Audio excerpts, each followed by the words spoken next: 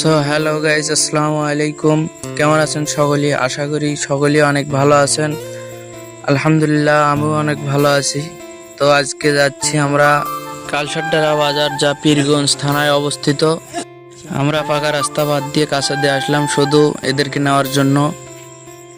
আর এরা দেখেন ক্যামেরা দিয়ে কি ভাবটা এনে নিতেছে। তো তারপর এদেরকে উঠাই নিলাম। দেখেন সজীবের ফোনে আর লেখা আর তে কে হয় জানেন তো?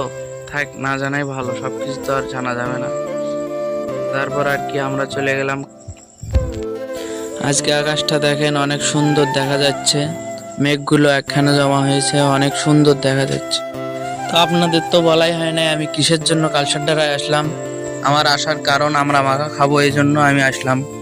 আমরা মাখা খাওয়ার জন্য। তো আমাদের গ্রামের আশপাশে কোনো আমরার গাছ নেই, এই জন্য আসলাম।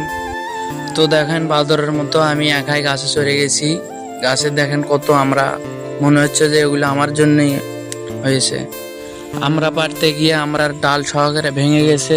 তো যাই হোক, এখন যাচ্ছি সজীবের বাসায়, কারণ সজীবের বাসায় যাচ্ছি পেয়ারা না নিয়েই কি চলে যাব নাকি।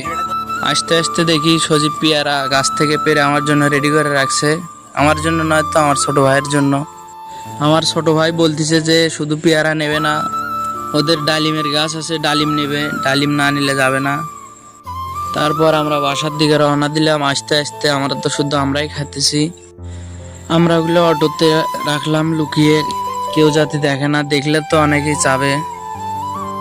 দেখতে দেখতে আমরা বাসায় চলে আসলাম। বাসায় আসার পর আমরা ওগুলো কিন্তু আমরা এখনই খাবো না, আমরা মাখা খাবো আমরা রাত্রেবেলা, এই জন্য দেরি করলাম রাত্রেবেলা খাওয়ার জন্য। তারপর আমি দেখতেছি যে আমরা ওগুলো ঠিক আছে কিনা গুনে দেখি, কারণ রাখার সময় আমি গুনে রাখছিলাম না, দেখি সব ঠিকঠাকই আছে। ইমানদার লোক তো। তো দেখেন আমরা চলে আসার সঙ্গে সঙ্গে মাসুদও কিন্তু চলে আসলো আমরা মাখা খাওয়ার জন্য রাত্রেবেলা।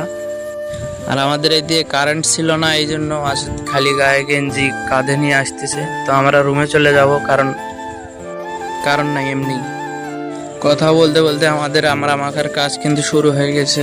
আর এইদিকে দেখেন মাসুদ কিভাবে দেখতেছে আমরা ওগুলোর দিকে। তো কারেন্ট চলে আসলো। কারেন্ট আসার পর দেখেন আমি শুয়ে আছি, আর ওইদিকে আমাদের কিন্তু আমরা মাখার কাজ শুরু। মাসুদ টিভি দেখতেছে, আর বাবু গক্কুর সে আমরা কাটতেছে এখনো অনেক, আমরা তো এই জন্য সময় লাগতেছে অনেক। এটা বাবু গক্কুর মেয়ে মোসাম্মদ আকিমনি আক্তার, এর জন্য সকলেই দোয়া করবেন। আর এইদিকে আমাদের আমরা কাটা কিন্তু পুরোই শেষ, এখন শুধু আমরা মাখার পালা। তো শুট মরিচ আর লবণ নিয়ে আসলো, মরিচগুলো লবণের সাথে একসাথে মিক্সার করতেছে মাখার জন্য। এদিকে